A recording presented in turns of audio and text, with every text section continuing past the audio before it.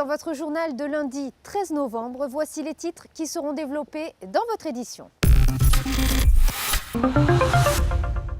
Nous ouvrons ce journal avec cet hommage à la Princesse Grace au théâtre Princesse Grace. Nous assisterons à la deuxième édition du Festival pour la Terre au musée océanographique. Nous parlerons du coup d'envoi de la 18e édition de la No Finish Line qui s'est déroulée ce samedi. Le week-end a été marqué par un événement, la diffusion d'un film en hommage à la Princesse Grace. Ses enfants, le souverain, la princesse de Hanovre ainsi que la princesse Stéphanie ont assisté à cette projection organisée au théâtre Princesse Grace. Un reportage de Sandrine Nègre.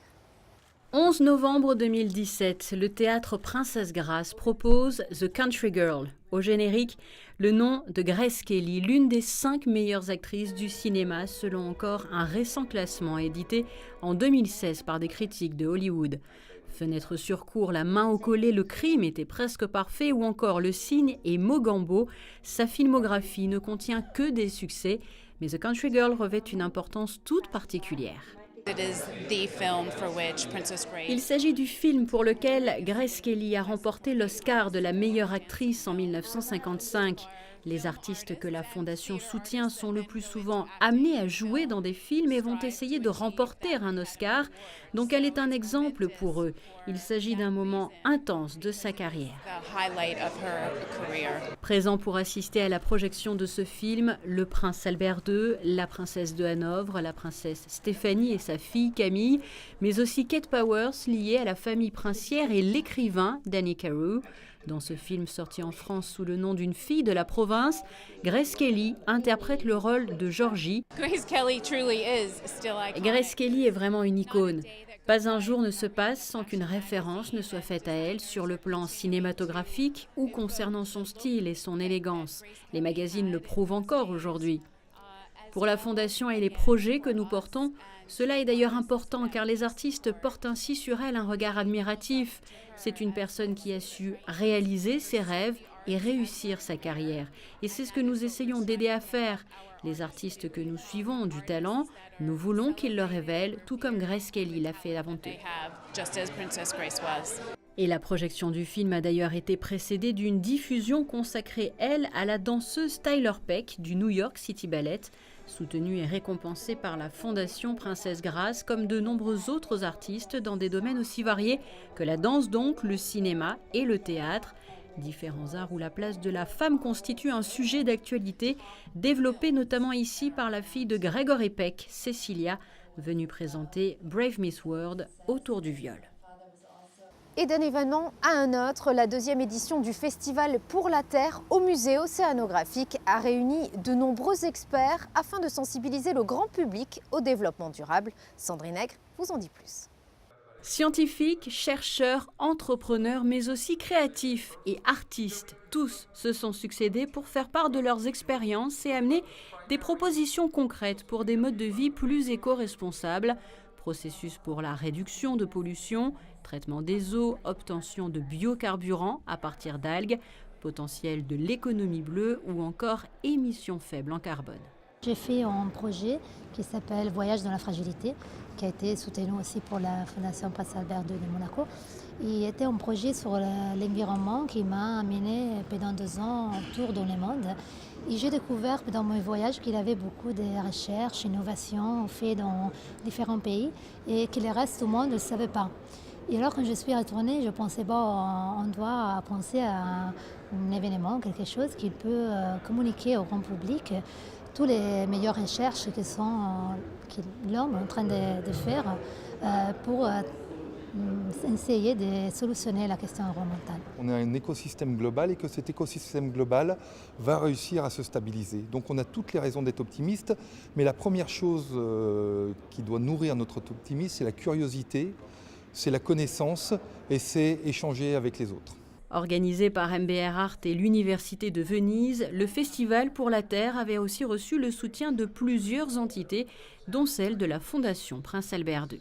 La principauté, c'est le lieu idéal pour présenter un festival pour la Terre, pour, comme vous avez dit, pour l'engagement que soit la principauté, soit la Fondation Prince Albert et les souverains ont mis dans ces désirs de d'essayer de donner des solutions et même des propositions sur la question environnementale. Et à travers ces multiples projections, le Festival pour la Terre aura aussi permis de révéler d'une jolie façon les liens qui unissent l'art sous plusieurs formes et l'écologie.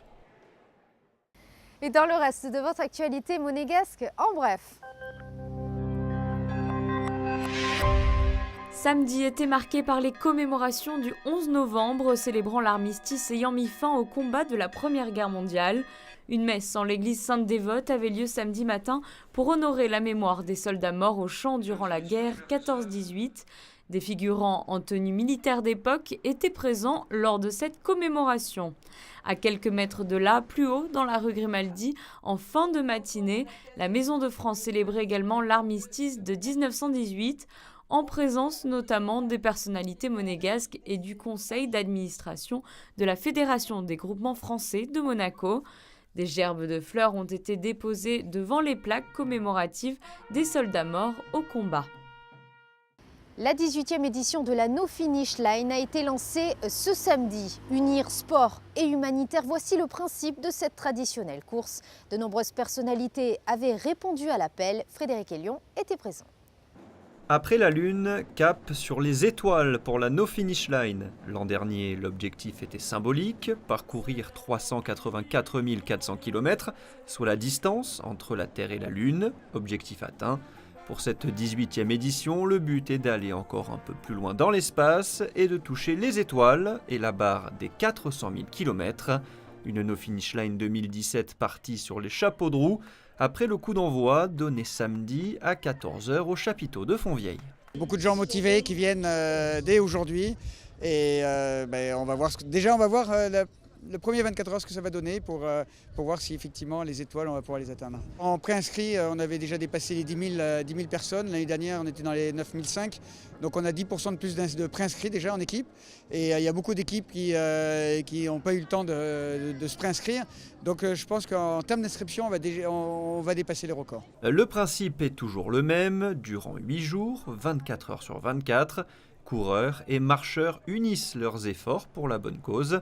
Pour chaque kilomètre parcouru, Children and Future reverse 1 € pour soutenir des projets en faveur d'enfants défavorisés ou malades. Rallongé de 17 mètres, le circuit est identique, 1400 mètres autour du chapiteau de Fontvieille. Dès le départ, énormément de monde présent sur le tracé. Les stars du tennis, Karolina Pliskova, 4e mondiale, Petra Kvitova, double vainqueur de Wimbledon, ou Radek Stepanek. Les basketteurs de la Roca Team, Amarassi et Luc Loubaki, en famille, Paola Radcliffe, recordwoman du marathon, et des milliers de coureurs qui, pour certains, ont fait beaucoup de kilomètres pour venir. Nous venons depuis Tarbes, c'est-à-dire à 700 km, exceptionnellement, pour faire la No Finish Line. C'est la 4e. Qu'est-ce qui vous motive à venir ici à chaque fois? C'est super, l'ambiance et puis la bonne action. C'est la première fois pour moi que je le fais. Oui, moi aussi. Qu'est-ce qui vous a motivé justement à venir le faire cette année? C'est justement de courir pour un but, pour une cause. On sait qu'on ne va pas courir pour rien et que l'argent qu'on va récolter, ça va être pour des associations. Donc c'est bien, c'est toujours bien. La No Finish Line Monaco, c'est jusqu'à dimanche, 19h. Et sachez qu'un Focus Info dédié à la No Finish Line vous sera proposé dans votre journal de demain. Le 25 novembre sera marqué par la journée mondiale de lutte contre les violences faites aux femmes. Dans ce cadre, nous poursuivons notre série d'entretiens avec des personnes qui sont particulièrement impliquées dans l'aide apportée à ces femmes. Sandrine Nègre a reçu le médiateur familial. Elle a vu le jour en l'an 2000. Depuis, la médiation familiale a permis d'apporter un soutien gratuit à de nombreux couples qui ont été amenés à se séparer. Le médiateur a pu aider des époux sur le chemin qui mène à un protocole d'accord et les missions de ce médiateur sont bien plus larges. Dans la spécificité donc, de la médiation, il y a évidemment la séparation. Et la séparation est quelquefois une période où on va trouver ce qu'on appelle des violences réactionnelles, c'est-à-dire des violences qui vont être consécutives à une situation douloureuse. Et les femmes sont souvent, en plus les statistiques le prouvent, européennes et Monaco suit cette tendance, les divorces sont demandés souvent à l'initiative des femmes, à plus de 80%. Et donc effectivement, il peut y avoir à ce moment-là des violences qui vont naître ou qui vont s'aggraver dans cette période-là. Les violences que je rencontre dans le cadre de la médiation, ce sont beaucoup plus des violences psychologiques, des violences économiques. C'est « Ah, tu as demandé le divorce, eh bien, je vais commencer par te prendre la carte bancaire, etc., etc. » Ça va être une dévalorisation de la personne.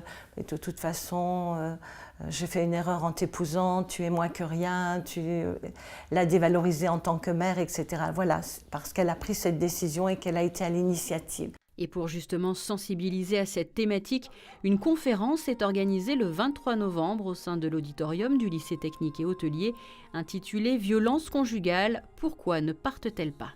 On a eu des réunions de préparation et c'est vrai qu'a émergé dans ce cadre-là l'idée que ce soit les avocats, que ce soit les thérapeutes, non, parce qu'ils sont sensibilisés et formés, mais les avocats, les assistants sociaux, la police, les urgences, il fallait qu'on se réunisse et qu'on travaille ensemble et qu'on ait des outils pour mieux comprendre ces femmes. Donc, Dr Irigoyen, qui a fait un travail sur le harcèlement au travail, on voit ce qui se passe en ce moment, le harcèlement à tous égards, va nous expliquer, puisque ça a fait partie vraiment d'une recherche qu'elle a pu faire et de colloques avec des professionnels, comment on va accompagner ces personnes, et c'est un travail de longue haleine. Et cette conférence organisée 48 heures avant la journée mondiale de lutte contre les violences faites aux femmes sera aussi l'occasion de rappeler que toute forme de violence est intolérable, qu'elle soit physique ou morale.